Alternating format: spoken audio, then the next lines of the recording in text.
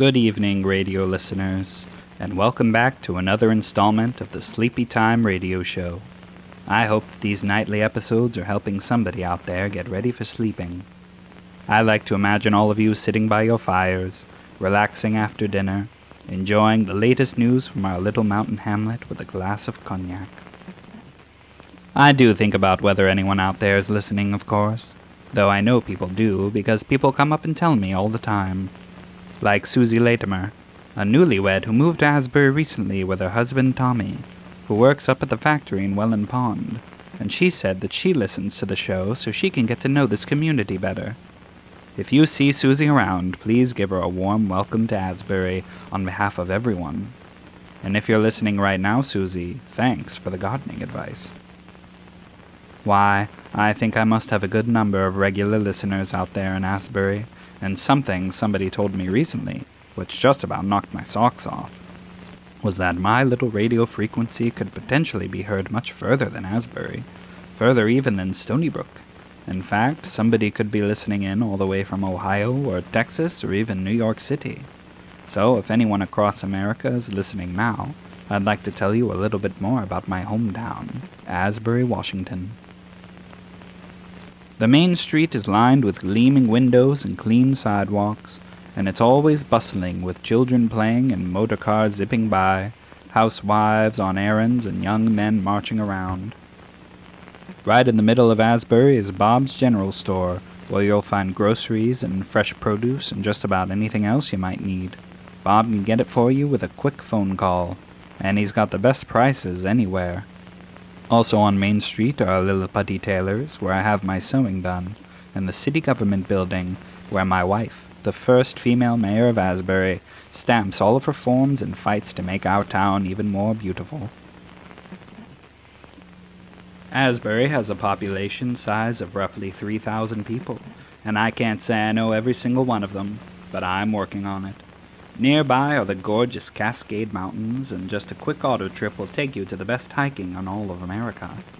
Mostly we're an agricultural community full of farmers and tradesmen, but we do get the occasional Seattle tourist at the Mountain Holiday Hotel, which bills itself as a resort, but we all know it's just old Mrs. Tenpenny and her daughter Marion running a bed and breakfast.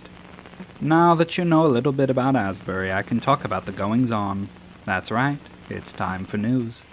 And so much is happening in our little town these days. In a span of less than a lifetime, they paved in all the roads and painted in all the road lines and put up all the electricity and spotlights, and now automobiles are cruising all over town, ferrying teenagers to and from the movie theaters and hilltop vistas, where they park and do who knows what. When I was a kid, Asbury was just a picket fence and a horse. Now, just this week, Asbury has opened its first concert venue. That's right, Asbury teenagers and children will be able to enjoy the boogie-woogies and rock-rolling they love at the new Leaky Spittoon Theater. Leaky Spittoon finished construction last weekend and will open this weekend. It seats about 500, with more room for standing. I imagine it's going to be a real hit with the children, as they have already released a schedule of performances for the upcoming month, including weekly acts. This Saturday, the inaugural performance is going to be none other than Leaky Tom and the Spindrifts, the great outlaw band of Oregon cowboys. They're taking a break from recording sessions in Los Angeles, California, to bring our little town the show of a lifetime. My sources say that Leaky Tom is an old friend of Spink's cousin. Spink, if you don't know, is John Spink, who owns the theater. This is also good news for not just the children, but everyone in Asbury, as the Spittoon isn't only a musical venue, but will also be the first fully functional film theater in Asbury. No longer will our townspeople have to drive all the way to Ellensburg just to see the latest pictures. Spink is already negotiating with MGM and Disney and RKO. How exciting. Personally, I'm looking forward to any new John Huston films. The mayor made the following statement about the new theater, which I will now read. The theater will be a great source of recreation and community building in our great town. But in our excitement, let us not forget the merits of safety. Rock and roll is a fun time for teeny boppers and greasers, but let us not forget that rock music can be dangerous. It spreads harmful habits and the spirit of rebellious behavior. Fans of rock music have been known to take up such dangerous new behaviors as drug use, underage sex, and disobedience. So while we rejoice in the cultural elevation of our town, let us also be cautious. Keep an eye on your children. Take note of the signs that they are becoming rocking rollers, leather jackets, tight jeans, long hair, carrying knives, getting a new girlfriend or boyfriend who has a strange or alternative attitude, professing the tenets of feminism or socialism. Be wary of all these signs, and don't hesitate to have a discussion with your child about the deepest dangers of rock and roll music and the lifestyle it advertises. Elvis Presley might espouse the merits of the jailhouse, but we certainly don't want our children ending up in them. And that concludes the message from the mayor, which I'm sure all of you already read in the paper, but she insisted I read it here again. In other news, Bob of Bob's General Store has partnered with Nelson Smith of the Smith Orchards, where Asbury residents go apple-picking each fall, to bring you Bob's Hardware, which will open directly across the street from Bob's General Store. The new hardware store will occupy the same lot as the old counter-service hamburger joint that closed down last year. Bob's Hardware will be run by Bob and Nelson, and Bob hopes you will stop by for your hardware needs. He'll be selling nails, hammers, piping, lumber, and anything else you need for your home improvement projects. Speaking of home improvement projects, I think it's about that time I talk about my garden. The cucumbers have almost fully grown, and I've managed to keep the rabbits away from my tomatoes. I have to thank Susie for the advice she gave me about using chicken wire. I'll be giving out free produce at the town fair at the end of the month, so I hope you will all stop by my booth for the best uneaten produce my backyard has to offer. Now, on to Bob's sales. I'm sure everyone has been patiently awaiting the arrival of watermelons, and I'm excited to inform you that the wait is over. Bob just got in a big shipment. Get them while they're here, because they're going quickly. They're 5 cents a pound, folks. Tomatoes are also on sale for 2 cents a pound. And Bob is running a promotion on King Arthur flour and bagged bread. The flour is 10 cents, and bagged bread is 15. And I promise, Bob's got the best prices anywhere. Definitely better than that so-called supermarket that just opened in Stony Brook. Now, the moment you've all been waiting for, a word from the fearless leader of our small mountain community, my wife, and your mayor, Rosalie. Good evening, everyone. I hope you're enjoying your night in the peaceful streets of Asbury. I wanted to reassure everyone that the stray dogs meddling with the McCready farm, among others, have been safely relocated and won't be bothering anyone anymore. The dogs were tracked down and subdued by our fearless Sheriff's Department. I would like to personally thank Sheriff Mitchum and Deputy Blake. They are a guiding light of truth and justice in our community, and without them, and all the other brave members of the Asbury Sheriff's Department, we would be lost. All in all, our little outpost has 5 deputies who protect our streets from all manner of crime. I bring them up because my opponent, Clark Stuber, thinks too much of our town funding goes to policing. I ask you, Clark Stuber, just what do you think the people will do without their fearless defenders? Let the stray dogs kill the McCready's chickens and send the price of eggs at Bob's skyrocketing? Or worse, allow the rowdy teenagers to go racing their station wagons down Main Street? What would have happened, I wonder, had Deputy Starro not been patrolling Alpine Road that night last month, when that troublemaker Lee Rogers decided he wanted to drag race Carl Tooney? They didn't get 10 feet beyond the stop sign before Deputy Starro had his lights on and was pulling them over. The other thing I wanted to mention is that the Manitoulin County Fair is coming up in just a few months. Anyone who wants to have a booth needs to submit an application to the mayor's office. Just come on down to City Hall, and Joey will help you with filling out the form. I'd be happy to see anyone representing our great town, especially since I know for a fact that big-time Seattle and Spokane folks will be coming to enjoy the festivities, and we don't want to be shown up by those Stony Brook cow ranchers again. They have cheese. Well, we have the best broccoli on the West Coast, and perhaps anywhere. I'm sure every man, woman, and child in Seattle will be talking about Asbury after that fair, if we bring our best. That's all for the message from the mayor. I hope you all feel as inspired as I do. Now, on to those old familiar advertisements. If you want pie, be sure to stop by old Nancy Kurgan's house on Foldforth Road. She has fresh apple pies every Sunday, and she'll sell them to you for 2 pennies, which is less than I'd sell my thoughts. For a wonderful nature experience, Lee Toast, 4-stern scout, is offering guided tours of Manitoulin National Park, the 100 acres of untouched woodland just north of Asbury. For only a nickel, he'll show you around the best spots, including where to forage edible mushrooms, a hidden waterfall, and where to take your sweetie for a nice picnic. I love the peaceful quiet of a woodland stroll, accompanied by singing birds and rustling leaves, especially after a fresh snowfall. All right, listeners, you know what time it is. I'm bringing out all my old papers again. I hope you're ready for a thrilling 5th chapter of Luanne, Spy Detective. I know I left you all on a bit of a cliffhanger last time. My apologies. I like to keep things a bit interesting for you folks, but I also don't want you to get all worked up before you try to sleep. When we last left Luanne, a couple goons were attempting to break into her hotel room. In a desperate attempt to escape, she flung herself out the window. And now we return to the action. The door flew open 1 second after Luanne dove through the window. 2 mysterious men entered the room. They searched it. Then they opened the window and looked over the edge. Nothing. "She gave us the runaround," one of the men said. Little did they know Luanne was just a few feet under the windowsill, hidden. She gripped some jutting bricks on the wall, her feet balanced on the upper ledge of a window just below. It was a good thing she was a champion rock climber in high school.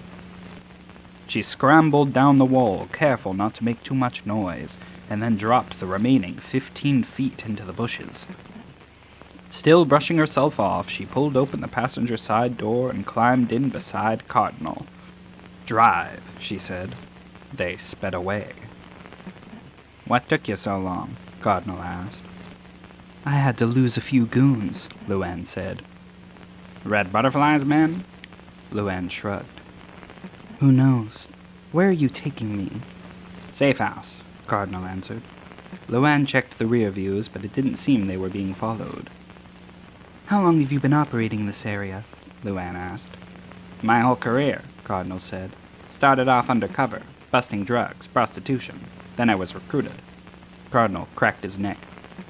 His shoulders were tense. He tried to exude a relaxed, controlled demeanor, but Luanne could still feel the stress rolling off him. "I'm not going to lie to you, Silence," Cardinal said. L.A. is a war zone. It goes deeper than you could ever imagine. I can't determine the identity of Red Butterfly, but it's somebody with a lot of power, a lot of weight to throw around in this town. Frankly, I believe we're practically in enemy territory. Hollywood is a Soviet satellite, right here in America." Luanne let that sink in. She knew that many Hollywood actors had socialist tendencies, and were possibly even capable of communist thought. It made sense that L.A. would be a hotbed of commie activity. "To be totally honest," Luanne said, "I've never dealt directly with communists before." "They're ruthless," Cardinal said. "Dangerous. Dare I say, evil." Communists wanted to destroy their American way of life, and that was something Luanne simply could not abide. "It sounds like this is a lot bigger than you let on in your letters," Luanne said. "I'm sorry," Cardinal admitted. "I couldn't say as much as I wanted to. You understand. There are limitations to writing in code." Luanne considered what she had already seen. Even though her identity was largely secret, somehow they were already men suspicious of her, and a bug in her room. How could it have been that Red Butterfly knew that Luanne would be coming to town, knew that she would be staying in the Hotel Royale, and even in the exact room? She must have been followed from the second she landed at LAX. Cardinal pulled into the parking lot of a department store. "Need a pair of new shoes?" Luanne asked. "Just follow me," he said. The two of them made their way into the department store. The bright white tile and electric light practically blinded Luanne. They skirted past clothing racks and shelves displaying new purses. Cardinal shooed away a friendly young woman who asked him whether his wife might be interested in some new makeup. Cardinal led Luanne to an emergency exit door on the back. He pushed it open, and they exited the store onto a loading dock. "Come on and stick close," Cardinal said. He pulled a pen from his pocket, which he twisted, triggering a small flashlight. The two made their way into a small patch of woods behind the department store. Once through that, they were in yet another parking lot. A line of garage storage units stood beneath a weak halogen streetlight. Cardinal pulled out a key and unlocked one of the storage units. The garage door slid up to reveal a small car. "Really?" Luanne said, amused. "Spy work," he said. "Climb in." Back on the road again, they headed north into the hills. The craggy hills of Hollywood provided a sense of safety from all sides. While they drove, Cardinal filled her in on details. They needed to strategize how two independent agents were going to take down Red Butterfly. The trouble was, they didn't have a lead on their target's identity. Cardinal had been pounding the LA pavement for 5 years. Every time he thought he had the butterfly pinned, it turned out to be a decoy or a lackey. The trouble was, any time he wanted to pursue a lead, he was sticking his neck out, risking being compromised. "I happen to know that they have a picture of me," Cardinal said. "Not a great one, but it's circulated in certain channels. Ever since my last play at the Butterfly, I've been low profile. That's why I needed you, an outsider. Somebody they won't be expecting." Except they had been expecting her. Somehow 2 goons had tracked her down from the airport. "Do we have anything on the Butterfly? Anything at all?" "One thing only," Cardinal said. "That he's a big deal in the film industry right here in Hollywood. Possibly an executive at one of the major studios." Cardinal made a turn, and suddenly they were barreling toward a cliff wall. Luanne let out a shriek. "Don't worry," Cardinal said. "Stop," Luanne said. "We're about to—" The car sailed into the side of the cliff, but there was no impact. Instead, the cliff seemed to part around them, leading to a pitch-black tunnel. "Hypercarbon plastic," Cardinal said. "Looks like realistic wall, but you can walk right through it, or drive." He slowed. The car's headlight illuminated a metal door set in a concrete wall. Cardinal killed the engine, leaving them in total darkness. "Never do that again," Luanne said. They exited the vehicle and made their way toward the far wall. Cardinal unlocked the door, and they entered into what might have been an ordinary apartment. "You're back," a voice said. "Thank God." A short, wiry man with huge Coke bottle glasses emerged from behind a white wall. He stopped short, gawking at Luanne. "You brought back a girlfriend," the scrawny man yelled. "Fix," Cardinal said. "Don't be rude. This is Silence." Fix's jaw dropped even lower. "Silence is a woman?" "That's right," Luanne said. "Hasn't anyone ever told you to expect the unexpected?" She strolled toward Fix, taking in the safe house. In the center of the room was a small desk with a chair and a radio. A recreation area with exercise equipment sat against the far wall, near several easy chairs. Against the opposite wall was another table, but this one was piled high with a veritable arsenal of weapons, gadgets, and equipment. Luanne whistled. Fix scrambled to block her sight of the table. "Don't look at that," he said quickly. "There's some unfinished projects." "Your room is upstairs," Cardinal said, pointing at a spiral staircase leading up to a loft balcony. "I'm bushed," Luanne said, "but I won't be able to sleep until I know our plan. It sounds like we don't have anything on Red Butterfly." Fix cleared his throat. "I've been going over comms," he said. "Fix is my second," Cardinal said. "He's a technological guru, knows all about tapping phones and radio signals and anything else you need." "Useful," Luanne noted.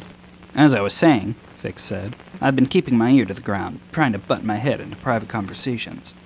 "He means tapping into private phone calls," Cardinal said. "You may not approve," Fix said, "but it's all we've got. Anyway, I've learned a few things. We believe Red Butterfly is the linchpin behind an exclusive, private club in Hollywood. Membership is highly coveted. If you get in, it means you're somebody."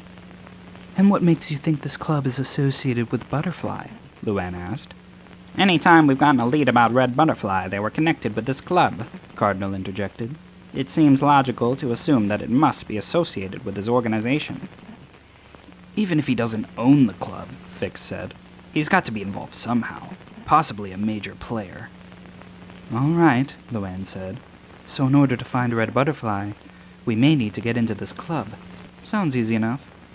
"Except you missed the part where I said it's extremely exclusive," Fix chided. "Not just anyone can get in. Club meetings are strictly confidential. And these people are careful. It's hard to even know who's a member."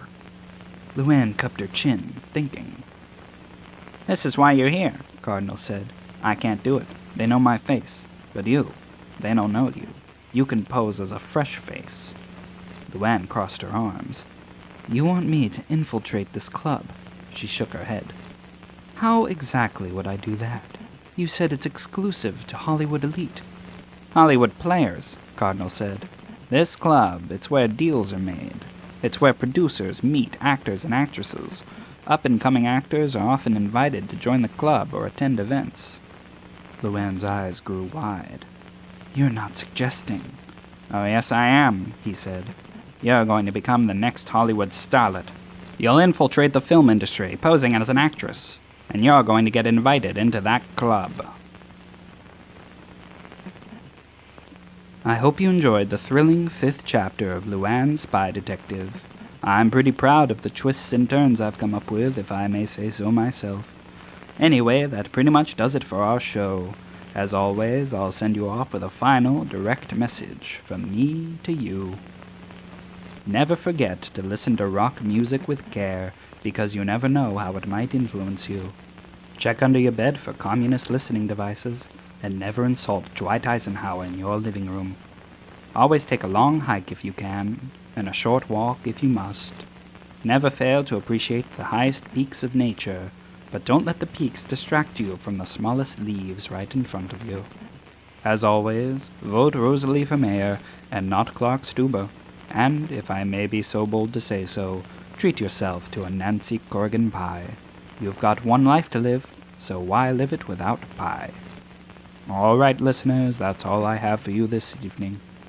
Have pleasant dreams, and I'll see all of you at the Manitoulin County Fair, where I'll be handing out Rosalie for mayor balloons. Good night, fair Asbury. Good night.